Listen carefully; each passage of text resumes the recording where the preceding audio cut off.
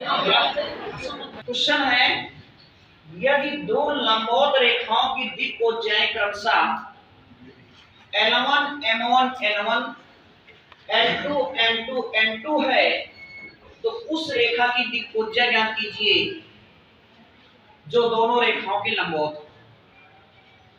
प्रश्न में कह रहा उस रेखा की दिक्कोज्या ज्ञात कीजिए जो दोनों रेखाओं के लंबवत हो, मतलब इस रेखा की और इस रेखा की, ये रेखा की दिक्कोज्या है।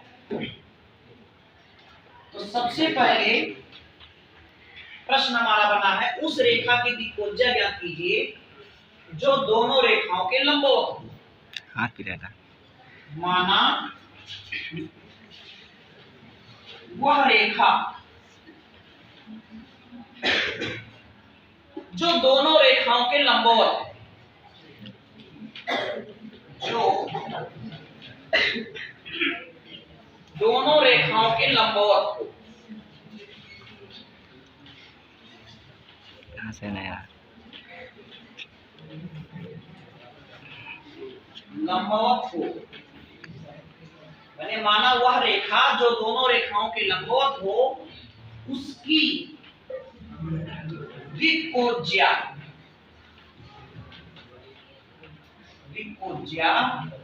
L M N मैं मान लिया। माना वह रेखा जो दोनों रेखाओं के लंबवत हो उसकी दिक्कोज्या LMN मान लिया। आप लोग पढ़े हैं, एक सूत्र पढ़े हैं कि L1 N2 लंब होने के लिए M1 M2 plus N1 N2 बराबर 0 लंब होने के प्रतिबंध से होता है।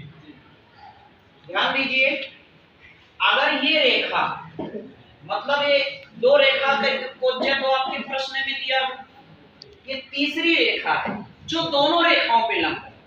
ये तीसरी रेखा है, दो रेखा की दिक्कोज्या तो प्रश्न में दिया है। तीसरी रेखा है जिसकी दिक्कोज्या LMN है। अगर ये LMN पहली दिक्कोज्या पे लंब हो तब हमारा क्या हो जाएगा condition, L into L1 plus M into M1 plus N into N1 बराबर 0। इसको समीकरण 1 मान लो। फिर से समझिए, दो रेखाओं पर पहली रेखा की दिक्कोज्या L1 M1 N1 है और तीसरी रेखा का दिक्कोज्या मैंने माना है LMN।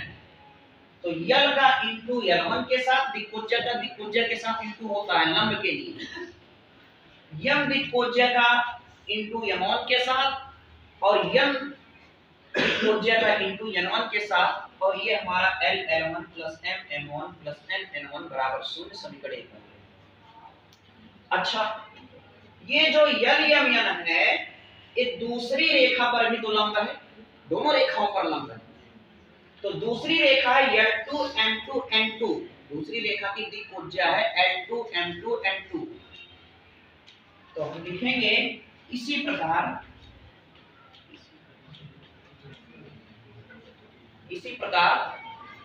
L M N दूसरी रेखा के लिए लंब है। तो हम लोग लिखेंगे L L2 plus M M2 plus N और N के साथ दूसरी रेखा का दिक्कोज्या है N2 और बराबर 0 समीकरण 2। इस दोनों समीकरण से हमें निकालना क्या है, उस रेखा की दिक्कोज्या निकालो, मतलब उस रेखा की दिक्कोज्या को LMN माना हो। यहाँ लिखा है माना LMN है, अर्थात हमें L की दिक्कोज्या लाना है, M की दिक्कोज्या लाना है और N की दिक्कोज्या लाना है। तो यहां देख लेते हैं, चलिए सबसे पहले L की दिक्कोज्या हम निकालेंगे वज्र गुणनखंड विधि से निकालेंगे। समीकरण 1 और 2 को वज्र गुणनखंड विधि से हल करके दिक्कोज्या निकाल लेंगे और M के लिए निकालेंगे और N के लिए निकालेंगे। वज्र गुणनखंड विधि होता है क्या, यल के कोफिशिएंट में जो L1 L2 है इसको ना लेकर के हम लोग लेंगे M1 M2 N1 N2, M1 M2 N1 N2। यहाँ सूत्र में यहाँ माइनस होता है। यम के कोफिशिएंट में M1 M2 ना लेकर के L1 L2 और N1 N2 लेंगे। हम लोग लेंगे L1 L2 N1 N2। यम के कोफिशिएंट नहीं लिए, यम के कोफिशिएंट में आपका N1 N2 नहीं लेंगे, L1 L2 M1 M2, L1 L2 M1 M2। अब इसको थोड़ा हल करेंगे, यल इसको तिर्यक गुणा वज्र गुणखंड में तिर्यक गुणा करके हल करेंगे तो हमारा यल का मान निकल के आएगा यल अपान M1 N2 minus N1 M2। क्या M1 M2 M1 into N2 minus N1 M2। अब देखो ध्यान से, जो यल के नीचे में आया है यही दिक्कोज्या है यल की। इसी क्रम में यम के अपान में निकाल लेते हैं, माइनस यम के नीचे L1 N2 minus N1 L2।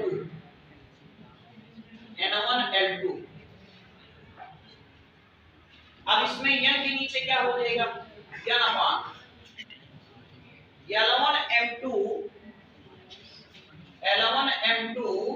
Minus L2 M1